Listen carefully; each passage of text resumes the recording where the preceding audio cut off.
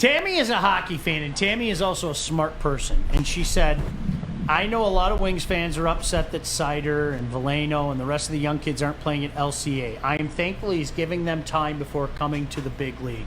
I was excited, and you ready for this, Art? I was excited when they drafted Mo Sider, and he was actually drafted earlier than Penei Sewell. And you know what else I was excited about? That they weren't going to wait a year, not 2 years, but probably 3 years before they bring him here.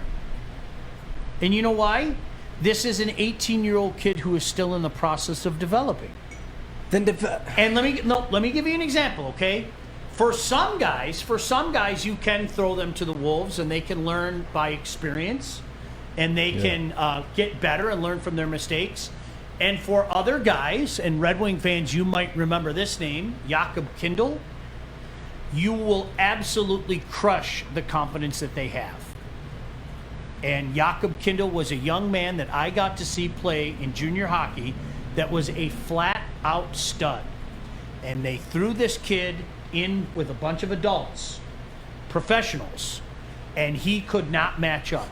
And that kid, point blank, had his confidence shattered. And this was a kid by every account. And if you watched him in junior like I did, he should have been a stud. And he played against the big boys. He was too young. He was ill-prepared. And it literally shot his career. I'm sorry. And yes, it can happen. And it does happen. No, I don't agree with that. You either got it or you don't. I think that you have teammates or coaches that you might play with every day, that if you're around them saying you're not nothing, you're negative, you're never going to be, and you're around that every single day. But if you go out there and you lose to a person in front of you, that's fine. I think every player should be able to take that, because you're going to lose some. Mm-hmm. But as a competitor, you want to get back out there. You want to see that guy again. You want to go up against that guy again. And those are things that you develop that in practice. You develop that by being around older guys that's teaching you how to come back. Go ahead. I'm sorry. And so when I came in as a rookie, I would have to go up against some of the veterans. You know, some of the 6-7 year players. I'm a rookie. They know all the tricks, and I'm learning. I'm losing, but you know, I have a guy like Fred Jackson who took me under his wing and said, "Listen, when they come at you like this, try this." And he showed me a couple of tricks, and they always worked. And I just started taking tricks from Fred, along with a little hard work, and then eventually I became a better blocker. You know. Didn't you tell me the story about a kicker, and I'm not going to mention his name, who told the coaching staff that he lost his confidence? This is something I saw on 30 for 30. It was a kicker who said he lost his confidence. Right? He lost his confidence and went and told the head coach that, and the head coach said, "All right, son, go have a seat." And they cut him. Guys, it's unfortunate. There are some guys that just lose their confidence. Yeah, but this is the thing, though. When you come in, when you go into any professional arena, football field, baseball diamond, hockey rink, when you lose your confidence, I don't think that has anything to do with outside people. I think that's an internal thing. All right?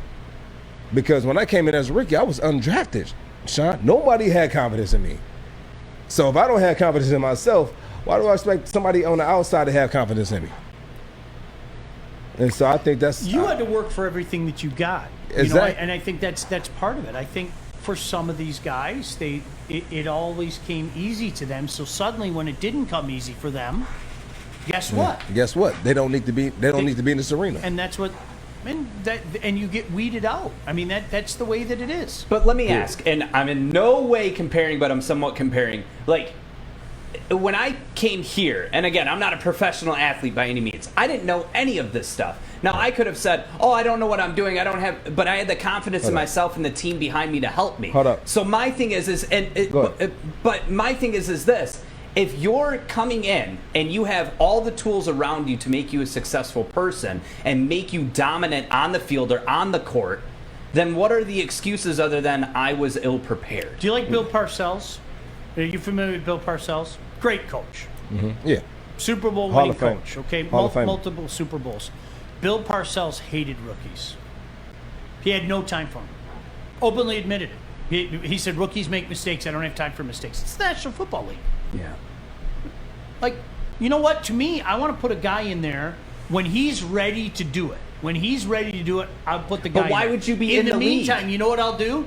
If Joik Bell is sitting there and Joik Bell is better at that job, I'm going to put Joik Bell in there. I don't give a shit crap I'm gonna tell you this. what their salary is. All right, so real quick, Means I nothing to me. want to answer this question real quick. Chris Blackburn, football is different, Joy. Less games, other sports you play, 80-plus games. Losing night after night can kill you. Listen, they have more opportunities to build that confidence. In football, you have less opportunities. Or shatter it. Or shatter it. Or shatter it. You have less opportunity, which means you have less opportunity. That means you have less opportunity to showcase your talent, to build your confidence, to break your confidence. If you go out here, you lose 16. If you go out there and you lose 16 basketball games, you lose 16 baseball games or 16 hockey games, that's fine. The room for error in football is this small because you don't have that many opportunities. So yes, it's different. It's way different. Adam, you're in That's here, a and I great think I point. finally figured it out because I think you and I are on the same page, and Adam's sitting in this morning as well. I get it. Lions want everything right now, and they don't want to listen to guys like you and me, and Joik for that matter, that sit back and say, you know what, I like the direction it's going. It's just not going to happen right away. And I think what's funny, and I don't know, maybe people don't follow what other teams are doing. Like I said, look, maybe Penei Sewell doesn't even start week 1. I don't know for sure. That doesn't mean that he's not going to be any less of a pro. But to even consider that, people go, why did we get excited? I'm not thinking about what Penei Sewell's going to look like in 2021. You know what I'm thinking about? What Penei Sewell's going to look like in 2024. I want people to go, there goes Penei Sewell. This is like the natural. The greatest to ever play his position. That's what I want. And you're out of your freaking mind if you think that's going to happen in 2021. And what he say? It's the biggest roster of all sports too. You just keep proving my point, Chris. It's less games with more players, even less opportunity. Adam, what are your thoughts? Joik's hitting it on the money, honestly. You're proving my point. So first of all, to address Penei Sewell, he needs to start week 1. Whether he's ready or not, because he's only going to be ready by getting actual snaps. He needs the playing experience. But if he's not ready week 1, I'd be surprised, because out of all the positions in the NFL, being a top 10 drafted in that area as an offensive lineman, they typically translate right away. You usually know by year 2 if your old lineman's really good or he's probably has an injury problem. You release him by year 4, and then he goes off and has a good few seasons after. That's the typical story. But, your Orlando Paces, your Jeff Fishers recently, Zach Martin, Tyron Smith, all these guys, they come into the league year 1, they're good. Year 2 and 3, you're like, holy shit, how'd they go 10 or 11? And that's just how it works. So Do you understand, Art? You're both right. But Penei Sewell, he's going to play. It's not a matter of if. He will eventually. So and who I'm cares? not even saying don't. Who cares start if it's him. week 1 or he starts in week 6? Would you like him to get more reps? Of course you would. But the whole point of this is for him to walk in. He knows the protection schemes. He knows the run schemes. He understands everything that's happening in This is in what I front think of is him. going to be. This is what I think is going to be the issue for him. It's coming in and learning all of these new rules you have to learn when you get into the NFL. You not only have to know your position, you got to know. You're going to have to learn so many different calls. You got to learn every technique. When it's this technique on this play, we do this. If it's this technique on this play, we do that. You can have 3 different things you can do on one play depending on how the defense is lined up. He's going to have to learn that. And then he's going to have to learn what the other offensive linemen are going to have to do on that, because he has to make sure if he has to double up to a backside backer, if he's doubling up to the middle backer, he has to learn that.